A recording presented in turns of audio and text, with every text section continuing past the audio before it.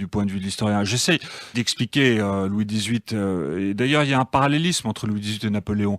Ce sont deux hommes qui croient profondément en leur destin, en leur étoile, et qui n'auraient pas retrouvé le pouvoir l'un et l'autre s'ils n'avaient pas eu cette foi incroyablement chevillée au corps en leur destin. Ça, c'est un premier point, et ça les rapproche. Dieu sait que tout, par ailleurs, les divise.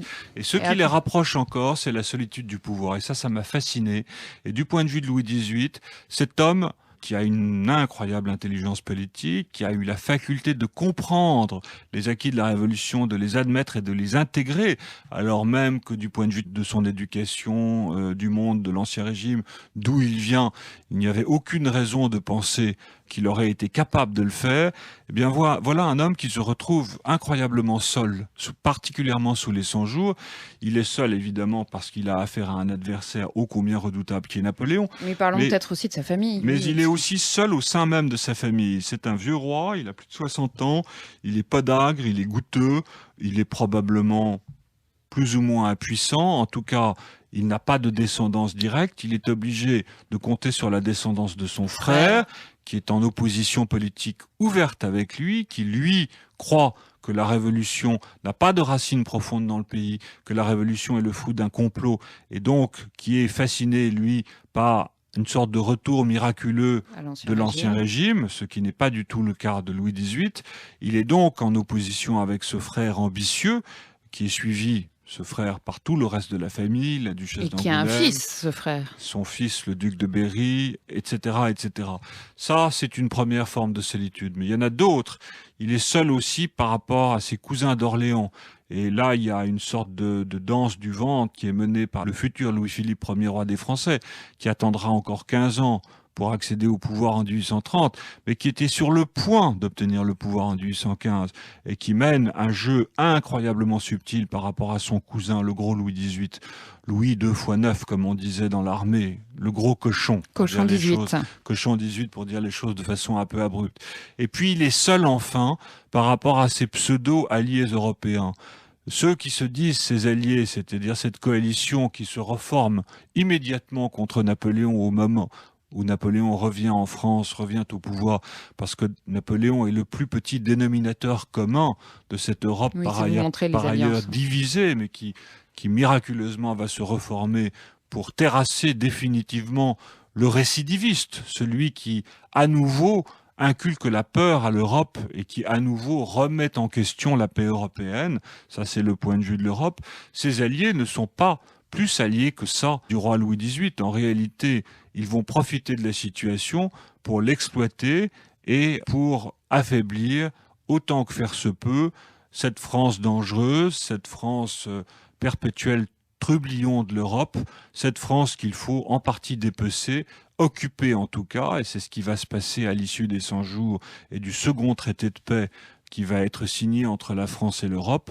À la différence du premier, ce second traité de paix sera extrêmement sévère, avec une indemnité très lourde, une occupation du territoire de 5 ans et des diminutions de territoire et des modifications de frontières aux dépens évidemment de la sécurité française. Et le début de la haine presque franco-allemande. La bataille de Waterloo, qui est une défaite pour Napoléon, est également une défaite pour Louis XVIII.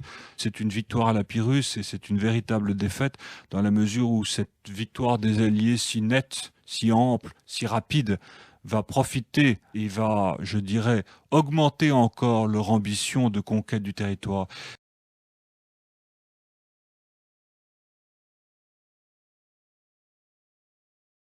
Donc à Waterloo, Wellington fait un peu... Enfin, c'est lui qui rappelle finalement Louis XVIII. C'est grâce à lui que Louis XVIII revient en France. Disons, il ne le rappelle pas. Non, il ne le rappelle pas. Mais... Louis XVIII revient au fond tout seul contre la volonté des Alliés, contre la volonté de tous les souverains européens. Alexandre Ier aurait préféré que le gros roi reste en Belgique et n'embête pas les Alliés dans l'opération de conquête qu'ils sont en train de mener en France. Et Louis XVIII, avec le petit clin d'œil de Wellington, qui fait partie encore une fois de l'avant-garde des armées alliées, va suivre les armées anglaises, profiter de la situation, selon l'idée que les absents ont toujours toujours tort, pour mettre les pieds le plus rapidement possible à Paris. La situation à Paris n'est pas facile. D'un autre côté, aucun des étrangers n'a voulu traiter avec une assemblée qui était l'assemblée élue sous... En réalité, les Alliés ne voulaient traiter avec personne. Ils ne voulaient traiter ni avec la Chambre des représentants issue des 100 jours de Napoléon, ni avec Louis XVIII lui-même. Ils voulaient surtout profiter de la situation, des rapports de force qui leur étaient favorables à l'époque, pour exploiter au maximum cette situation. Enfin, ils n'avaient pas confiance en Louis XVIII, quelque part qui rendait responsable de l'échec de la monarchie. Oui, Louis XVIII était considéré comme un déclassé politique par les Alliés et plutôt comme un empêcheur de tourner en rond, hein, pour dire les choses, comme quelqu'un d'un peu encombrant. On aurait préféré, au fond, choisir soi-même, je vous parle des Alliés, le juste représentant, c'est-à-dire celui qui nous convient le mieux de la France à l'époque. C'est comme ça que ça aurait pu se passer. Alors Wellington, pour reprendre et pour répondre in fine à votre question, avait une position un peu différente dans la mesure même où il était extrêmement pragmatique et qu'il a considéré que des négociations, notamment sur la question des indemnités françaises à rendre aux armées alliées qui remontaient pour certaines à la Révolution, au consulat et à l'Empire, ces négociations avaient été commencées de toute bonne foi avec le régime de Louis XVIII sous la première Restauration et qu'elles devaient être poursuivies. Vous savez, la vision de Wellington est une vision très matérialiste, hein, presque économique et financière, et qu'elle pouvait être poursuivie avec ce même régime, donc avec ce Louis XVIII, dont il fallait défendre la pertinence et la cause.